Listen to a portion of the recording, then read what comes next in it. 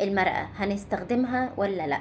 طب ليه الناس أصلا متشككة إن هي حاجة غلط؟ عشان فيها حاجة اسمها المونوصوديوم جلوتاميت. طب أحب أقول لكم إن ده أصلا جاي من حاجة اسمها ال جلوتاميك أسيد، ده بيتخلق طبيعي في الجسم، ده غير إنه موجود في كتير جدا من الأكل اللي بناكله، الطماطم والبطاطس والبسلة الخضراء والكرنب، وموجود في البروتين اللي هو الفراخ والسلمون والسمك والماكريل والمشروم والجمبري، موجود فيه كل اللحوم المصنعة، السلامي والبسطرمة والسوسيس، وكل ما هو مصنع موجود فيه الصوص الجاهز بقى، باربيكيو ومايونيز وكاتشب، وموجود فيه الجبنة الشيدر والفرانكفورت والبارميجان، موجود فيه كل ما هو حاجات معلبة زي الباكت سوب، الشوربة اللي بتبقى جاهزة عبارة عن باودر بره، موجود فيه الخضار المعلب اللي هو المجمد، موجود فيه كل ما هو مصنع، موجود فيه كل حاجة معلبة، موجود في الشيبس وفي الدوريتوس، وكل ما هو عليه مواد حافظة.